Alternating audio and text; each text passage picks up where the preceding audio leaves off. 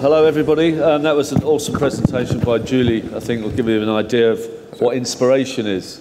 But this conversation with Michael is going to be about what makes a company investable more than anything else. I was at ZEST last year, probably about 2 days after Brexit, and 2 days before England got knocked out of the Euros by Iceland. So I had a nightmare of a time when I was here before, but hoping that we might get something a little bit more positive personally this time. So I'd like to introduce you to Michael Staton from Learn Capital.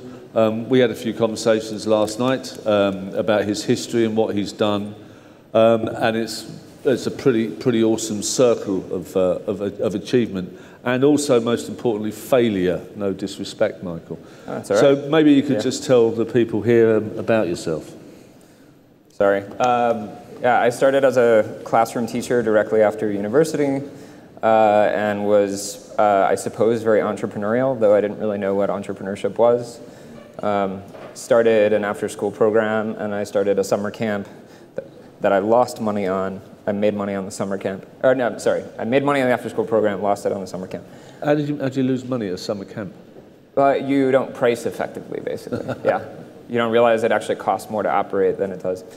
Anyway, started playing around with the internet, taught myself to code poorly, generally speaking, but ended up getting hired to join a startup out in Palo Alto, and then they were spending too much money too quick, so I saw the writing on the wall, and then I spent about 6 months building an app living in my friend's parents' basement, and released that on the Facebook platform, raised capital around that, and then have been involved with two other bootstrap startups and one other venture capital-backed startup. I like to get involved in kind of the commando phase when it's kind of between 1 and 5 people and everything's uncertain and nobody has any idea what they're doing, and kind of get in and have fun with that.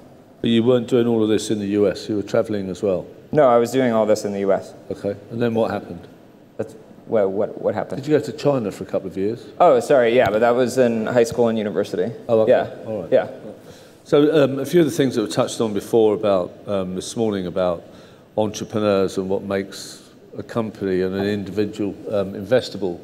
One of those was persistence and humility and listening. Those were the 3 things that I heard. What would you say that you look at when you find an entrepreneur or a company? You do seed and VC money, right? Yeah, I mean, what makes an investable entrepreneur versus what makes an investable company are 2 very distinct kind of modes of thinking. On the entrepreneur side, I mean, generally we don't invest in solo entrepreneurs. We invest in what we call whole teams.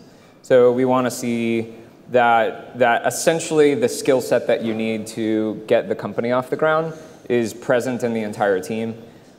We generally shy away from investing in entrepreneurs or even small teams that where essentially their pitch is, if you give me money, then I'll be able to do this thing that I'm not able to do now, because that shows that they're not capable of essentially, they don't have a whole team. Otherwise, they wouldn't need money to do that. They're generally interested in capital because A, they want to start that game of raising capital and getting big quickly. And then B, they feel like they have such a sense of urgency that they think like time is not on their side, essentially.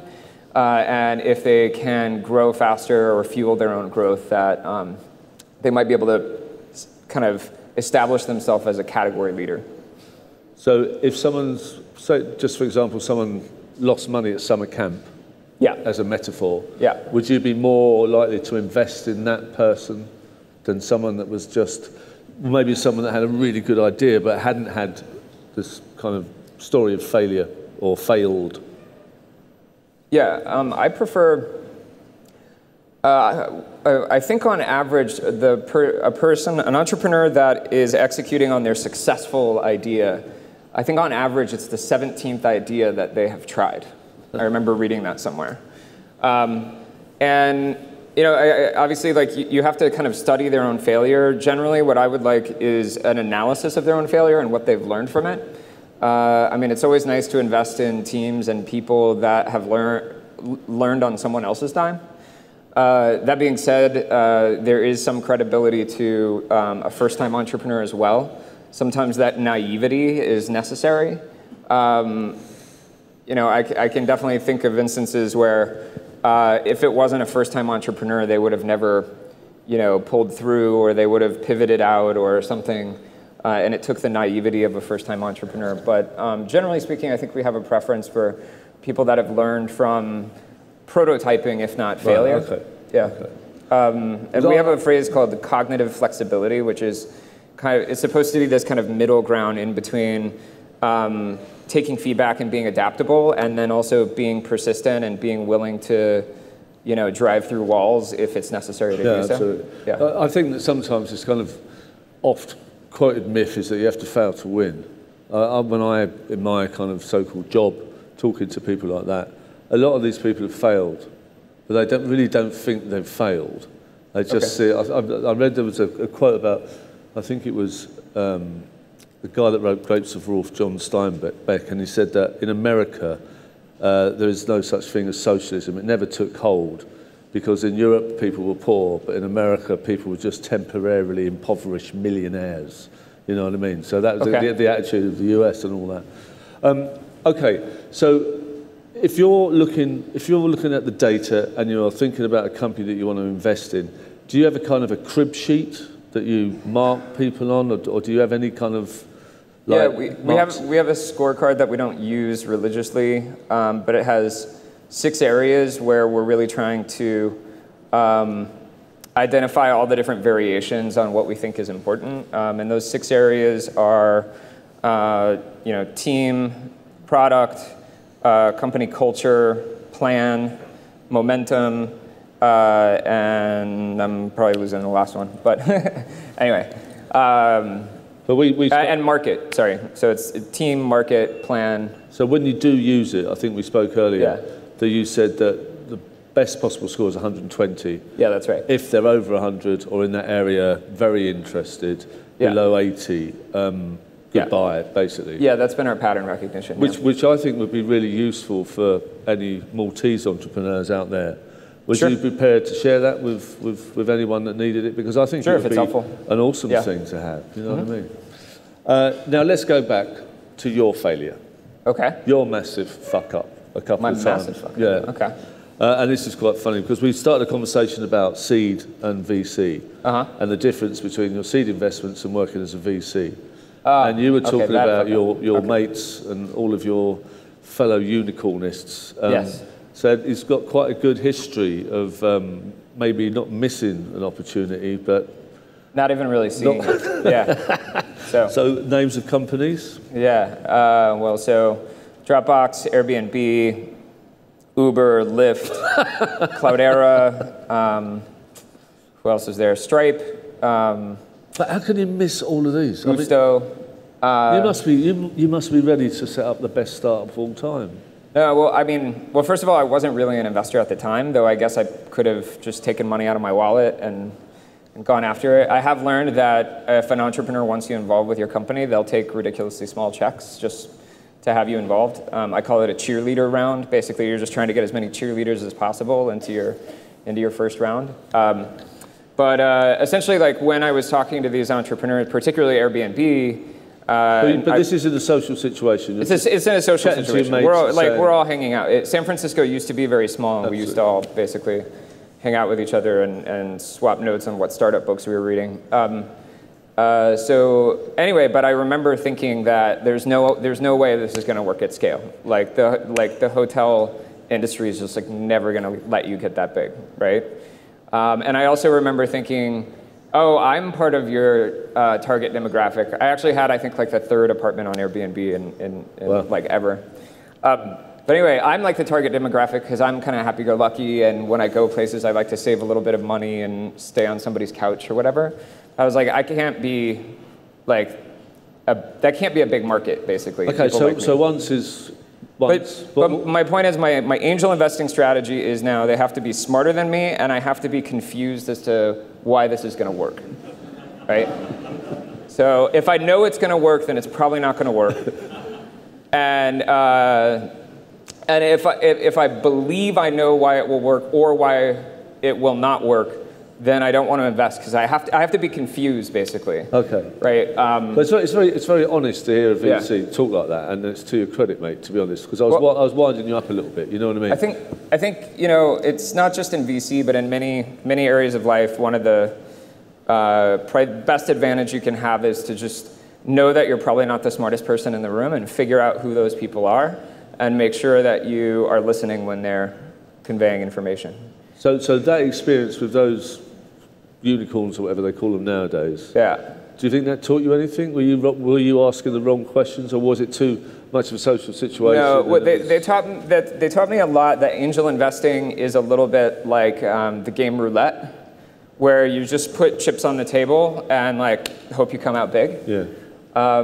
Because the investors that I knew at the time, even ones that did invest in these companies, they didn't know at the time that they were going to hit. I mean. One of the most remarkable early stage investors is a guy that I really love dearly named Mike Maples. And one of his biggest exits, he was one of the first investors in Twitter. One of his biggest exits was called Twitch.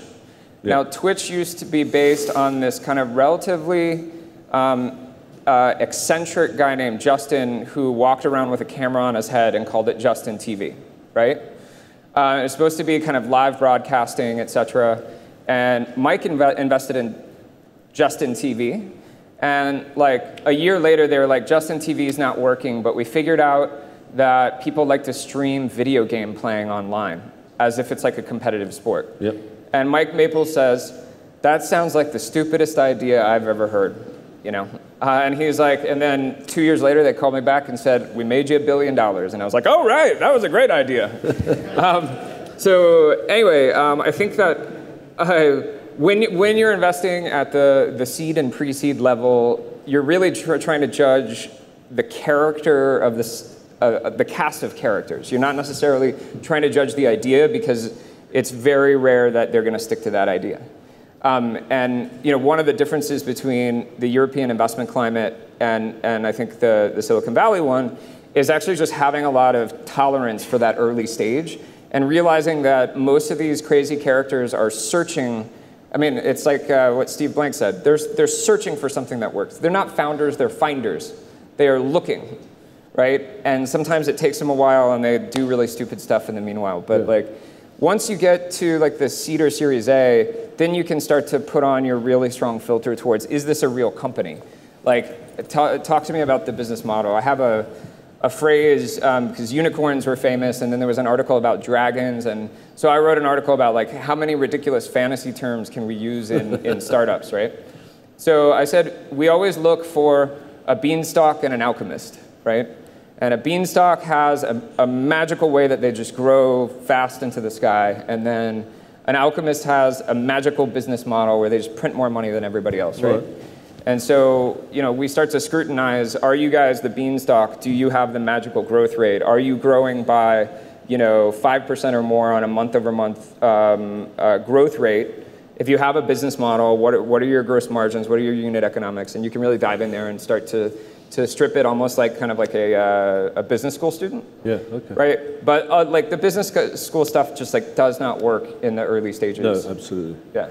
I was going to, because we're coming to the end of time, I was going to ask you the names of 3 companies that we should look out for, but based on your previous experience, maybe it should be the 3 companies that you really don't like. Something ridiculous. Maybe some final words of encouragement and advice to what I'm probably consider to be a finding audience. Anything that you can give them apart from the data we've heard about today? I mean, the last company that I kind of mocked when I heard their idea was like blockchain for legal contracts or something. Yeah. And I was like, what? That sounds so silly. And then 2 years later, they've raised $20 million. And then, yeah. So. Okay. Any words of advice though to entrepreneurs? I mean, I've written down here: humility, trust, listening, perspective, and persistence, and product. Just tell me which one of those you think is most important. Oh, sorry. Well, we use products a lot, and what we want to see is people that are wowed. So there's actually a model of product design, or product kind of evaluation, and it's like musts, wants, and wows. And like wows are the things that like you didn't even know you wanted. Yeah. You're like, you use it and you're surprised. You're like, wow, I didn't know I wanted creepy facial recognition to open my phone while I'm at the swimming pool. And like, turns out I did, you know, or whatever it might be. So, awesome. Could speak for ages. Michael Staton, thank you. Sure. Yeah.